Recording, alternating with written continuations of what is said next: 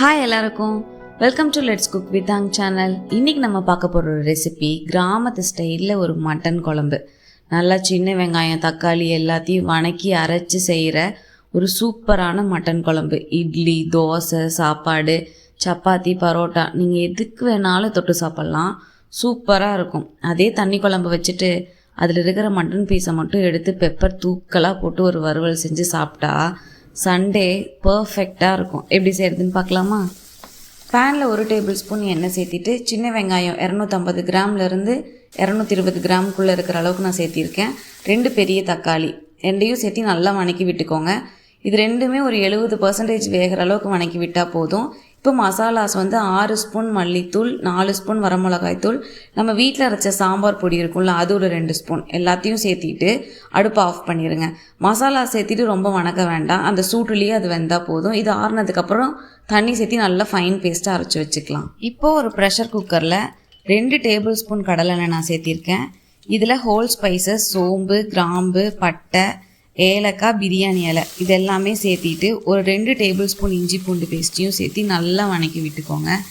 இஞ்சி பூண்டு பேஸ்ட் இந்த எண்ணெயிலேயே நல்லா அதோட பச்சை வாசம் போகிற அளவுக்கு நல்லா வணக்கிட்டு கூடவே ஒரு 1/2 டீஸ்பூன் மஞ்சள் தூள், கொஞ்சமாக உப்பு எல்லாத்தையும் சேர்த்து வணக்கி விட்டுட்டு நான் 1/2 kg மட்டன் எடுத்திருக்கேன். இப்போ நான் சொன்ன அளவு எல்லாமே இந்த 1/2 kg மட்டன் வச்சு வைக்கக்கூடிய ஒரு தண்ணி குழம்பு. இது 4 பேர் தாராளமாக சாப்பிட்லாம், அந்த அளவுக்கு கிடைக்கக்கூடிய ஒரு குழம்பு. அந்த மட்டன் இஞ்சி பூண்டு பேஸ்ட்லேயே நல்லா திரண்டு வர்ற வரைக்கும் வேக விடுங்க.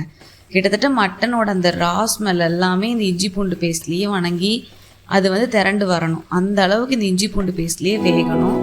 கொஞ்சம் மட்டன் நல்லா திரண்டு வந்ததுக்கப்புறம் 1 டீஸ்பூன் கரம் மசாலானை ஆட் பண்ணி நல்லா கிளறி விட்டுக்கோங்க.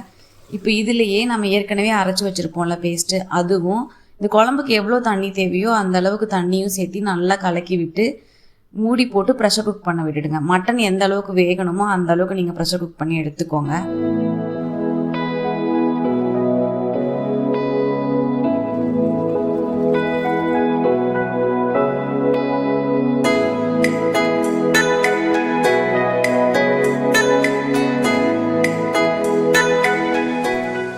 இப்போ ஒரு ஜாரில் 1/4 கப் தேங்காய், 1 ஸ்பூன் சோம்பு, 1 ஸ்பூன் கசகசா இது எல்லாத்தையும் கொஞ்சமாக தண்ணி சேர்த்துட்டு நல்லா ஃபைனாக அரைச்சி எடுத்துக்கலாம்.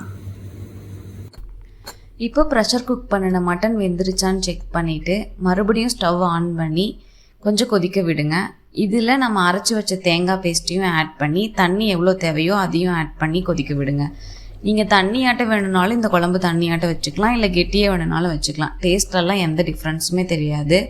இப்போது உப்பு செக் பண்ணி பார்த்துட்டு கடைசியாக கொத்தமல்லியும் புதினாவும் சேர்த்து இறக்குனா சூப்பரான வில்லேஜ் ஸ்டைல் மட்டன் குழம்பு ரெடி.